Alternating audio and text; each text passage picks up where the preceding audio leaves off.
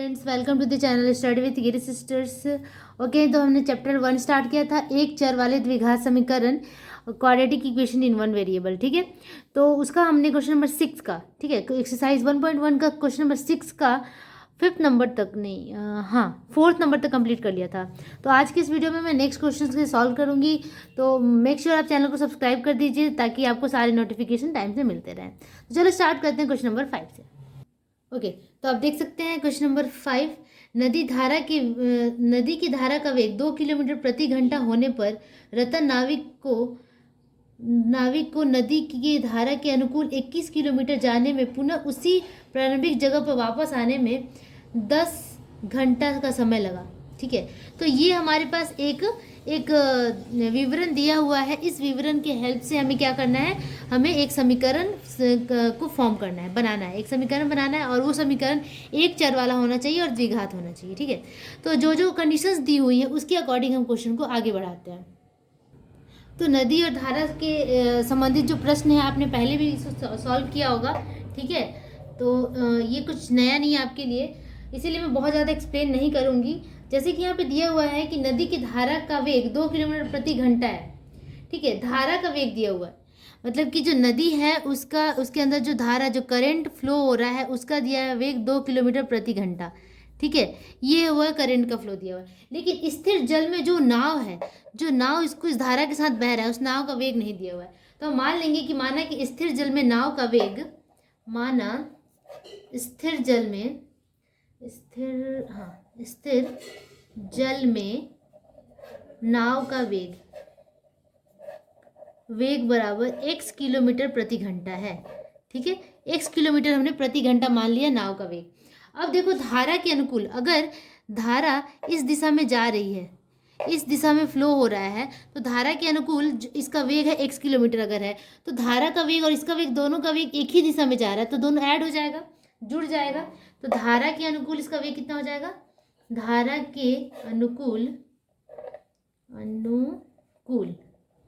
नाव का वेग है ना, नाव का वेग, धारा का भी वेग इसके साथ इंक्लूड हो जाएगा, क्योंकि धारा भी उसी दिशा में जा रही है, अनुकूल का मतलब है उसी दिशा में जाना। ठीक है, और नाव भी उसी दिशा में जा रहा है, तो दोनों का वेग जोड़ जाएगा x प्लस धारा का वेग हमारे पास दिया हुआ है 2 किलोमीटर प्रति घंटा, तो x प्लस 2 किलोमीटर प्रति घंटा हो जाएगा।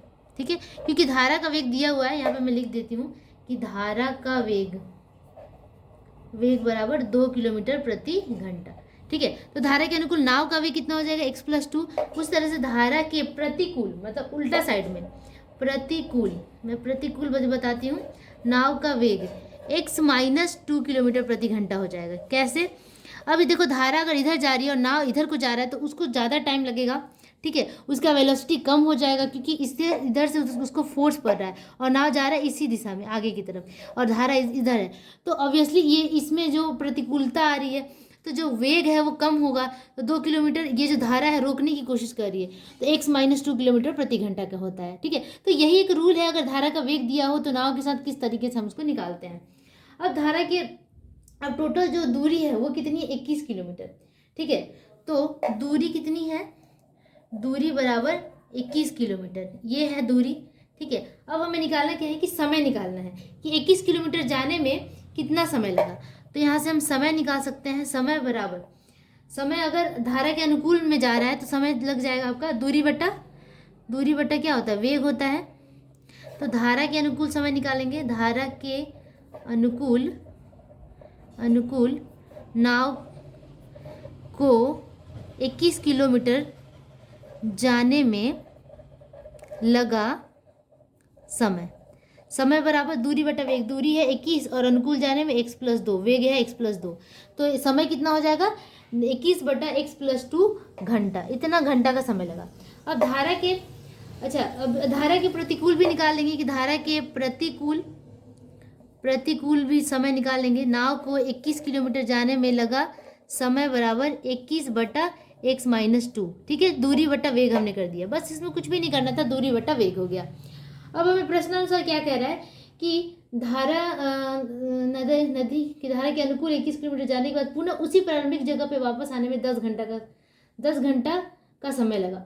ठीक है, मतलब एक बार तो वो अनुकूल दिशा में जा रहा है और एक बार प्रतिकूल दिशा में जा रहा है। ठीक है, तो अब समय क्या हो गया, समय कितना लगा उसको, 10 घंटा लगा ये पूरा कार्यक्रम करने में। एक बार वो इधर से जा रहा है, एक बार वो इधर से जा रहा है, तो इधर से जाने में कितना समय लगा था हमारा, धारा के अनुकूल 21 किलोमीटर जाने में उसको कितना लगा, 21/x+2, और प्रतिकूल जाने में उसको कितना लगा, 21/x-2, और टोटल जो समय था वो कितने देर का हुआ, टोटल समय दिया है 10 घंटा। तो प्रश्नानुसार हम लिख सकते हैं कि दोनों का समय बराबर समय, प्रतिकूल प्लस अनुकूल, अनुकूल बराबर टोटल टाइम। ठीक है, टोटल टाइम है 10 घंटा का। बस यहाँ से हमारा समीकरण सॉल्व हो जाएगा। यहाँ से एलसीएम ले लो, x+2 x-2, ठीक है, x+2 कट गया, 21 × x-2 प्लस यहाँ से x-2 कट गया, 21 × x+2, ठीक है, = 10। अब यहाँ पे देखो कि आप क्या कर सकते हैं, मल्टीप्लाई कर सकते हैं, 21x-42 हो गया प्लस 21x प्लस, अब यहाँ पे देखो a + b -b का फॉर्मूला बन रहा है, a² - b² that is x² - 4 = 10। ठीक है, अब यहाँ पे -42 + 42 कट जाएगा, और 21x + 21x हम लिख सकते हैं 42x, तो 42x बटा x² - 4 = 10। अब इसे हमें क्या करना है, सॉल्व कर देना है, क्रॉस मल्टीप्लाई कर दो, तो 42x = 10x² - 40। अब यहाँ पे 10x² को मैं पलट के लिख देती हूँ, 10x² - 40 = 20x। ठीक है, अब इसको इधर ले आएंगे तो 10x² - 42x - 40 = 0। अब यहाँ पे देखो कुछ कॉमन है,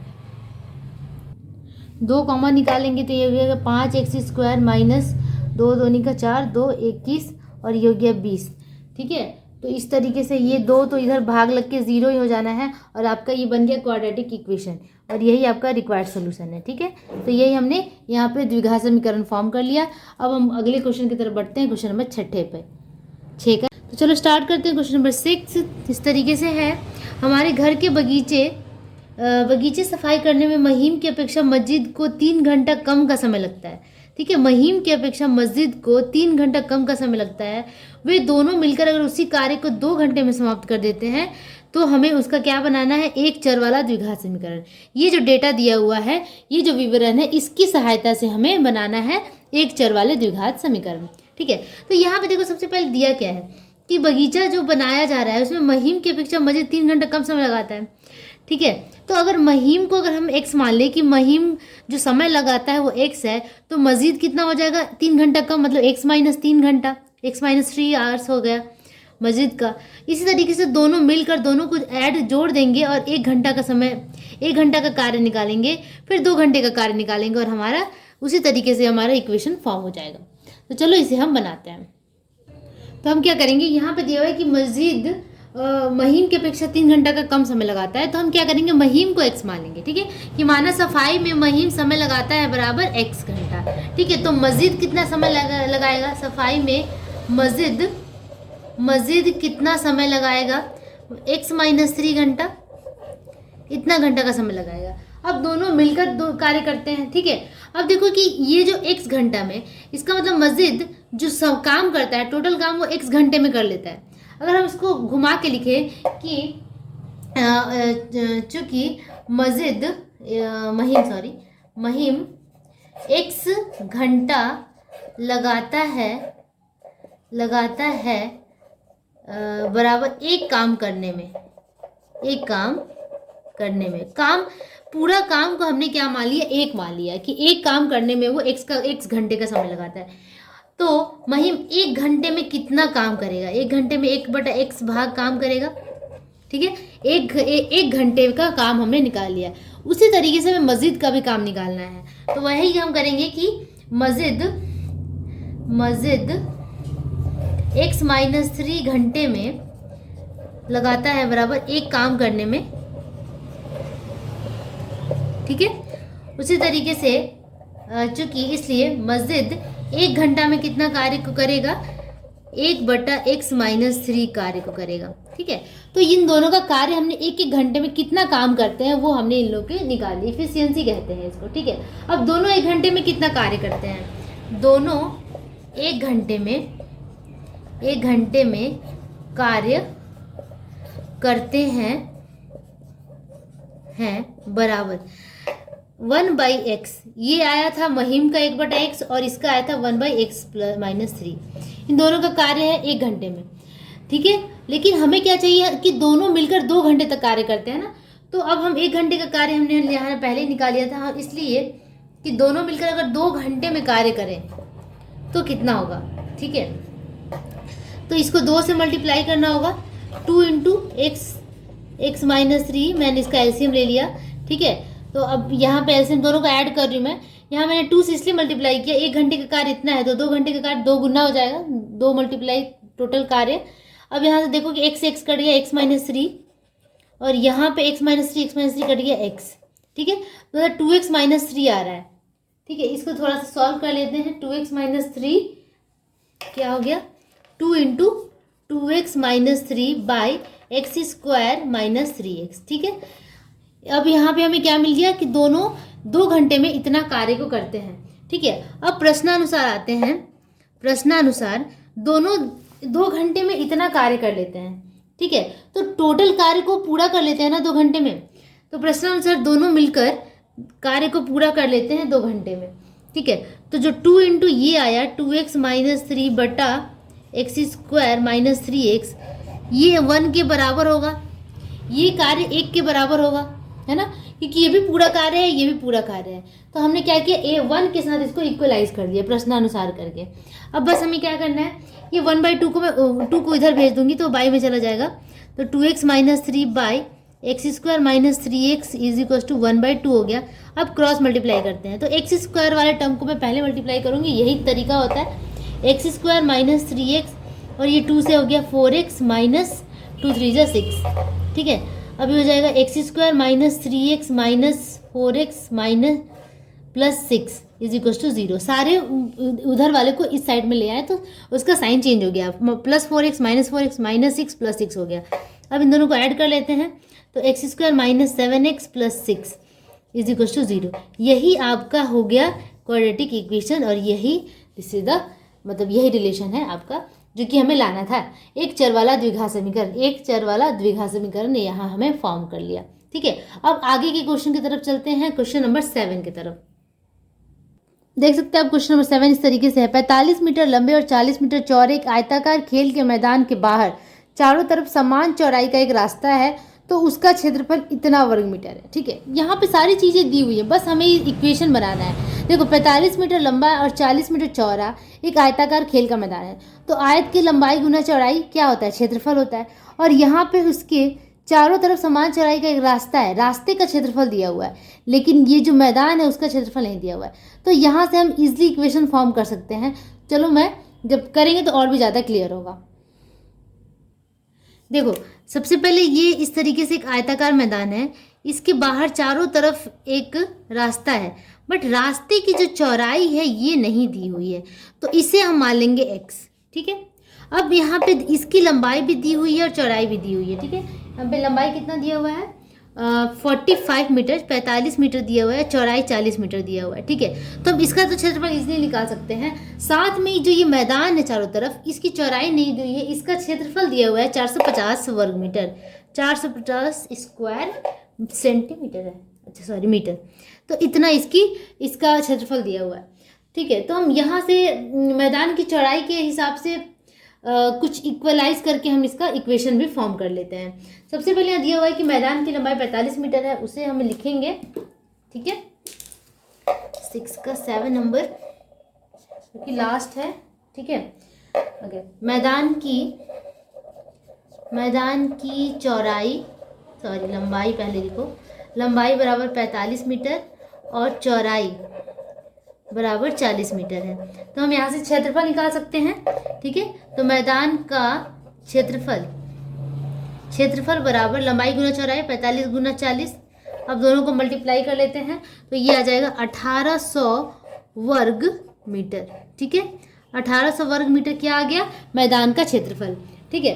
अब रास्ते की चौड़ाई हमने x मानना है, ठीक है, कि माना रास्ते की चौड़ाई बराबर x है, ठीक है। अब रास्ते का क्षेत्रफल यहाँ पे दिया हुआ है, ठीक है।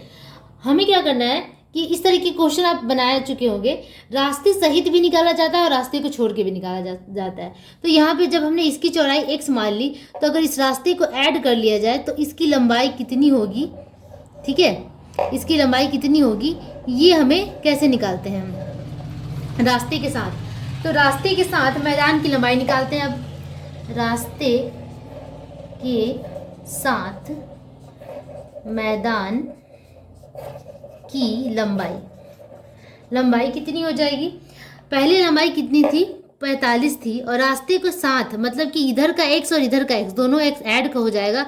तो क्योंकि आयत में आमने सामने की भुजा बराबर होती है तो ये और ये x मिलकर 2x बनाता है। तो अब टोटल रास्ते के साथ अगर मैदान की लंबाई किया जाए तो 45 के साथ हमें 2x भी जोड़ना होगा, ठीक है, इतना मीटर। उसी तरीके से रास्ते के साथ मैदान की चौड़ाई भी हम निकालेंगे। चौड़ाई कितना था, 40 था, 40 के साथ कितना ऐड हो जाएगा, 2x ही ऐड होगा, क्योंकि हमने चौड़ाई को मैदान की जो चौड़ाई है उसको x माना था, और ये 2 से मल्टीप्लाई इसलिए हो रहा है क्योंकि दोनों तरफ है ना, दोनों तरफ इक्वल है, ये लेंथ और ये लेंथ दोनों चौड़ाई इक्वल है, इसीलिए इस तरीके से हो गया, ठीक है। अब रास्ते के साथ हमने लंबाई निकाली है, चौड़ाई निकाली, अब रास्ता सहित हमें उसका क्षेत्रफल भी निकालना होगा, ठीक है। तो रास्ता सहित मैदान का क्षेत्रफल क्या होता है, लंबाई गुना चौड़ाई, that is 45 + 2x Guna 40 + 2x। अच्छा, जब भी x की बात होती है तो बीच में गुना नहीं दिया जाता, थोड़ा सा अजीब लगता है, ठीक है। मैंने मल्टीप्लाई का साइन ब्रैकेट में करके दे दिया, आप समझ जाओ, ठीक है। अब यहाँ पे दिया हुआ है क्या कि रास्ते का क्षेत्रफल 450 वर्ग मीटर है, ठीक है। प्रश्नानुसार दिया हुआ है कि रास्ते का क्षेत्रफल 450 वर्ग मीटर। अब ये रास्ता का क्षेत्रफल कैसे निकालेंगे भाई, हमारे पास क्या है, बड़े वाले रास्ते का क्षेत्रफल है और बड़े वाले आयत का क्षेत्रफल है, छोटे वाले आयत का भी क्षेत्रफल है। तो बड़े वाले आयत में से छोटे वाले आयत को घटा देंगे तो हमें इसका क्षेत्रफल मिल जाएगा। एक बार और आप ध्यान से सुनो, हमारे पास बड़े वाले आयत का क्षेत्रफल है, उसके बाद हमारे पास छोटे वाले आयत का भी क्षेत्रफल हमने निकाल लिया है। अगर हमने इस वाले का इस रास्ते का क्षेत्रफल निकालना हो तो हम क्या करेंगे, बड़े वाले में से छोटे वाले को माइनस कर देंगे तो हमें रास्ता का क्षेत्रफल मिल जाएगा, ठीक है। तो बड़े वाले रास्ता सहित मैदान का क्षेत्रफल कितना है, इतना दिया हुआ है, ठीक है। तो प्रश्नानुसार हम क्या करेंगे, 45 + 2x मल्टीप्लाई 40 + 2x, ठीक है। बड़ा वाला क्षेत्रफल हमने लिख लिया, माइनस छोटा वाला क्षेत्रफल, छोटे वाले आयत का क्षेत्रफल कितना है, 1800 वर्ग मीटर।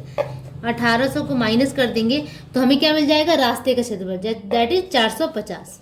बस इसके साथ इक्वल कर देना है, ठीक है। बड़े वाले में से छोटे वाले घटा दिया तो हमें रास्ता मिल गया, और रास्ते का क्षेत्रफल दिया हुआ इसलिए हमने यहाँ पे 450 पुट कर दिया। अब बस इसी इक्वेशन को सॉल्व करेंगे ना तो हमें क्वाड्रेटिक इक्वेशन मिल जाएगा। 45 को 40 से गुना करने पर 1800 आता है, फिर 45 को 2x से गुना करेंगे तो 45 दूना 90x हो जाएगा। अब हम इसके साथ इसको करते हैं तो 2x को 40 से करेंगे तो 80x होगा, प्लस 2x को 2x से करेंगे तो 4x² माइनस 1800, ये यहाँ पे पहले से था, इज इक्वल टू 450। अब ये प्लस 1800 माइनस 1800 यहाँ पे कट के 0 हो गया। नेक्स्ट क्या करेंगे, 4x², 90 + 80, 90 + 80 कितना हो जाता है, 170, ठीक है, प्लस 170x। ये 450 को इधर लाएंगे तो माइनस 450 इज इक्वल टू 0, ठीक है। अब यहाँ पे देखो कि कुछ कॉमन आ रहा है क्या, हाँ 2 कॉमन जाएगा सब में, तो 2 को कॉमन निकाल लेते हैं। 2 को कॉमन निकालेंगे तो 2x² प्लस 2 से इसको भाग लगा देते हैं, 85 होगा 85x माइनस 2 2 निकल 4, ठीक है, 225 इज इक्वल टू 0, ठीक है। अब ये 2 इसके साथ भाग लग के 0 हो जाएगा और हमारे पास क्वाड्रेटिक इक्वेशन क्या आ गया, 2x² plus 85x minus 225 is equal to 0 answer, ठीक है। तो यही हमें क्वाड्रेटिक इक्वेशन फॉर्म करना था और यहाँ हमने फॉर्म कर लिया। तो क्वेश्चन बहुत ही ज़्यादा इजी था, कुछ भी टफ नहीं है इसमें। अगर समझ में ना आए तो आज प्लीज़ इसको रिपीटेडली देखिए। अच्छा, ये क्वेश्चन नंबर 8 था ना, ओह शिट, मैंने क्वेश्चन नंबर 8 पहले बता दिया, आई एम सो सॉरी। मुझे 7 बताना था बट लेकिन मैंने 8 नंबर क्वेश्चन को पढ़ लिया था और मैंने वही बता दिया, कोई बात नहीं। अब हम इसके बाद 7 नंबर क्वेश्चन को कर लेते हैं। ओके, आप देख सकते हैं क्वेश्चन नंबर 7 में क्या है, किसी 2 अंकों की संख्या में इकाई अंक दहाई अंक की अपेक्षा 6 अधिक है, ठीक है, तथा दोनों अंकों का गुणनफल अगर 12 है, दोनों अंकों का गुणनफल संख्या से 12 कम है, ठीक है।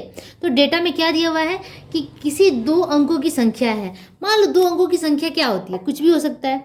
2 अंकों की संख्या हम 45 भी ले सकते हैं, मतलब मैं एक एग्जांपल दे रही हूँ। 2 अंकों की ये संख्या है, इसमें इकाई अंक दहाई अंक की अपेक्षा 6 अधिक है। तो हमें ऐसा संख्या लेना है जो इसमें इकाई अंक जो है, इकाई इसको कहते हैं, दहाई इसको कहते हैं, उससे 6 अधिक है। तो हमें पता ही नहीं इकाई कौन सा है, दहाई कौन सा है, तो हम मान लेंगे कि मान लो कि इकाई x है, दहाई को हम उस तरीके से मान लेंगे और तब इसे हम आगे को बनाएंगे। तो चलो इसे बनाते हैं। और सॉरी फॉर दैट कि मैंने क्वेश्चन नंबर 8 पहले ही बना लिया, आप वहाँ पे प्लीज़ करेक्ट कर लेना, या फिर आप अगर वीडियो को आगे देखेंगे तो आपको क्वेश्चन नंबर 7 भी मिल जाएगा। ओके, तो क्वेश्चन में फिर से एक बार पढ़ दूँ कि किसी दो अंकों की संख्या में इकाई अंक दहाई अंक की अपेक्षा 6 अधिक है। ठीक है, इकाई अंक दहाई अंक की अपेक्षा 6 अधिक है, दहाई अंक से इकाई 6 अधिक है। ठीक है, इकाई अंक दहाई से 6 अधिक है, तो दहाई को हमें x मानना होगा। लिखेंगे कि माना दहाई अंक बराबर x है। ठीक है, अब जब दहाई अंक x हो गया तो इकाई अंक क्या हो जाएगा, इकाई में यहाँ पे नहीं होता है, इकाई अंक बराबर क्या हो जाएगा, 6 अधिक है ना, इकाई अंक दहाई से 6 अधिक है तो x + 6 हो जाएगा आपका इकाई अंक। ठीक है, अब आपको पता है कि जब इकाई और दहाई लिखा रहता है तो सबसे पहले जैसे अगर ये 12 है तो ये इकाई होता है और ये दहाई होता है, आपको पता है। तो इकाई वाला बाद में होता है, यानी कि इकाई को 1 से मल्टीप्लाई किया जाता है और दहाई निकालने के लिए 10 से मल्टीप्लाई किया जाता है। तो हमारे पास संख्या कैसे आ जाएगी, संख्या आपने बचपन में सीखा होगा संख्या कैसे निकाला जाता है। संख्या बराबर 1 गुना इकाई जोड़ 10 गुना दहाई, ऐसा होता है। ठीक है, अब 1 में हम क्या करेंगे, इकाई को गुना कर देंगे x + 6 को और 10 से गुना कर देंगे दहाई को। दहाई कितना है, x है, बीच में जोड़ का साइन। ठीक है, हमने क्या किया, इकाई के साथ 1 को गुना किया, दहाई के साथ 10 को गुना किया, तो संख्या हमें मिल जाएगा कितना, 10x + x + 6, इसका मतलब 11x + 6, 11x + 6 हमें क्या मिल गया, संख्या। ठीक है, संख्या हमें कितना मिल गया, फिर से मैं लिख दूं, संख्या बराबर 11x + 6। अब आगे क्वेश्चन में कह रहा है प्रश्नानुसार कि दोनों अंकों का गुणनफल संख्या से 12 कम है। ठीक है, दोनों अंकों को अगर गुना करते हैं, x × x + 6 करते हैं तो वो संख्या से क्या है, 12 अधिक है, 12 कम है, सॉरी, गुणनफल जो है वो संख्या से 12 कम है। तो संख्या हमारी कितनी थी, 11x + 6, इससे कितनी कम है, 12 कम है, -12 कर देंगे। ठीक है, तो इस तरीके से हमने प्रश्नानुसार इसको लिख दिया है। अब इसे हमें ओनली क्या करना है, सॉल्व करना है, बस हमारा काम यहीं पे खत्म हो जाता है। x² + 6x = 11x + 6 - 12। ठीक है, अब देखो यहाँ पे कि x² + 6x - 11x कर देंगे और यहाँ पे देखो कि 12 में से 6 गया -6 और जब वो -6 इधर को जाएगा तो +6 हो जाएगा बराबर 0। अब यहाँ पे x² 11 में से 6 गया 5, तो -5 होगा क्योंकि 11 बड़ा है, तो 5x + 6 = 0। और यही आपका रिक्वायर्ड अभिष्ट द्विघात समीकरण है। ठीक है, तो इस तरीके से क्वेश्चन नंबर 7 कंप्लीट हो गया। क्वेश्चन नंबर 8 पहले ही बन चुका है। तो इसी के साथ मैं वीडियो को यहीं पे समाप्त करती हूँ। नेक्स्ट वीडियो में हम नेक्स्ट एक्सरसाइज की तरफ बढ़ेंगे क्योंकि एक्सरसाइज 1.1 आपका यहाँ पे कंप्लीट हो जाता है। अगले वीडियो में एक्सरसाइज 1.2 स्टार्ट करेंगे। तब तक हमारे साथ चिपक के रहिए, तभी आपको सारे सॉल्यूशंस मिलते रहेंगे। ओके, तब तक keep practicing and keep watching. Don't forget to share and subscribe. Bye bye.